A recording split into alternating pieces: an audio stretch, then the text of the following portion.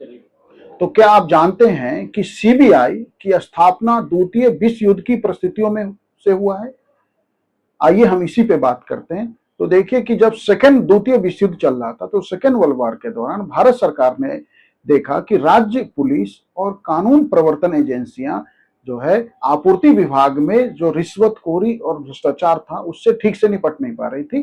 तो एक कार्यकारी आदेश से 1941 में जो है एक डीआईजी के अधीन एक स्पेशल पुलिस प्रतिष्ठान की स्थापना की गई, जिसका मुख्य कार्य था युद्ध से संबंधित आपूर्ति विभाग में रिश्वतखोरी और भ्रष्टाचार की जांच करना।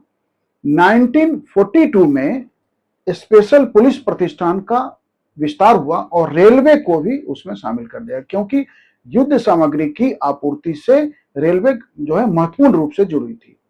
1943 में भारत सरकार ने एक अध्यादेश लाकर विशेष पुलिस एस्टेब्लिशमेंट को जो है ब्रिटिश भारत में कहीं भी केंद्रीय सरकार के किसी भी विभाग में भ्रष्टाचार, रिश्वतखोरी से संबंधित अपराधों की जांच की शक्ति जो है एक अध्यादेश के माध्यम से दे दिया। फिर 1946 में 30 सितंबर को यह अध्यादेश समाप्त हुआ और उसकी जगह दिल्ली विशेष पुलिस स्थापना अध्यादेश लाया गया, अर्थात जो है 1943 के अध्यादेश को जो है 1946 के दिल्ली विशेष पुलिस स्थापना अध्यादेश द्वारा प्रतिस्थापित किया गया और फिर उसी वर्ष इसके लिए एक एक्ट लाया गया, Delhi special police establishment act, और इसी से सीबीआई को जांच करने की शक्ति मिलती है। बाद में 1963 में जो है हम कह सकते हैं कि सीबीआई का जो है पूर्ण विकास हमारे सामने आता है।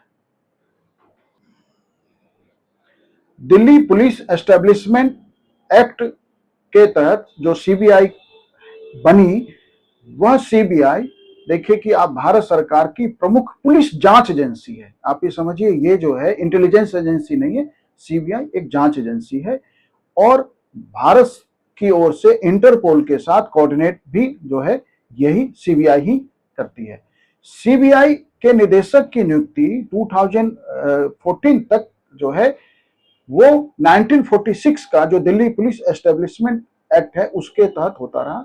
2003 में सीबीआई डायरेक्टर की नियुक्ति को लेकर सुप्रीम कोर्ट ने एक विनीत नारायण मामले में आदेश दिया, जिसके आधार पे एक समिति बनाई गई जिसमें सीबीसी के सदस्य, गृह मंत्रालय और कार्मिक और लोक शिकायत मंत्रालय के सचिव से एक समिति बनी। वह समिति जो है सीबीआई के निदेशक के लिए नाम की सिफारिश करती थी। 2014 में सीबीआई के निदेशक के लिए आप कह सकते हैं कि एक कॉलेजियम सिस्टम या एक ऐसी समिति बनी जिसमें प्रधानमंत्री, नेता विपक्ष और भारत के मुख्य न्यायाधीश से बनी समिति के अनुशंसा पे अब सीबीआई के निदेशक की नियुक्ति होती है और 2003 से सीबीआई को जो है 2 वर्ष का एक निश्चित कार्यकाल दिया गया है सीबीआई के निदेशक को। तो इस तरह से सीबीआई भारत की प्रमुख जांच एजेंसी है। लेकिन यह बात हम समझे कि सीबीआई जो है मुख्य रूप से भारत सरकार के जो भी पब्लिक अंडरटेकिंग्स हैं, भारत सरकार के जो भी इस तरह के विभाग हैं, भारत सरकार के जो अन्य मंत्रालय हैं, वहां काम करने वाले जो भी अधिकारी हैं और अन्य जो वहां पे कर्मकारी हैं, उनके विरुद्ध जो है अपराधों की, भ्रष्टाचार की, रिश्वतखोरी की जांच करता है। लेकिन वैसे ही ये इकोनॉमिक फ्रॉड के विरुद्ध, लेकिन वो सारे इकोनॉमिक फ्रॉड जिनका संबंध भारत सरकार से संबंधित है, जैसे जाली मुद्रा का मामला है, बैंकिंग का कोई फ्रॉड है, कोई साइबर का फ्रॉड है, तो इसमें सीबीआई जो है मुख्य रूप से काम करती है। जहां तक राज्यों में होने वाले अपराधों का संबंध है, तो राज्यों में होने वाले अपराधों में सीबीआई सीधे जांच नहीं कर सकती है। उसमें 2 स्थिति है कि या तो राज्य सरकार खुद सिफारिश करे या भारत सरकार राज्यों की सहमति से सीबीआई को कोई मामला दे। एक ही ऐसी स्थिति बनती है जब किसी राज्य के मामले को राज्य की मर्जी के बिना, राज्य की सलाह के बिना, राज्य के तैयार हुए बिना सीबीआई को सौंपा जा सकता है। वह स्थिति होती है जब सुप्रीम कोर्ट या हाई कोर्ट किसी मामले को सीबीआई को जांच के लिए दे। आज सीबीआई जो है न केवल भारत सरकार के विरुद्ध, न केवल इकोनॉमिक ऑफेंसेज, बल्कि आज सीबीआई का दायरा जो है रैंसम, किडनैपिंग और जो टेररिस्ट एक्टिविटीज हैं, मतलब सीबीआई आज आप कह सकते हैं कि भारत में किसी भी तरह के अपराध जो हैं की जांच कर सकते हैं। लेकिन केंद्र शासित प्रदेश और भारत सरकार के मामलों में जो है वो सो मोटो कर सकती है, उसे अनुमति की जरूरत नहीं है। लेकिन राज्यों के मामले में राज्य सरकार की सहमति या सुप्रीम कोर्ट या हाई कोर्ट के आदेश से ही किया जा सकता है।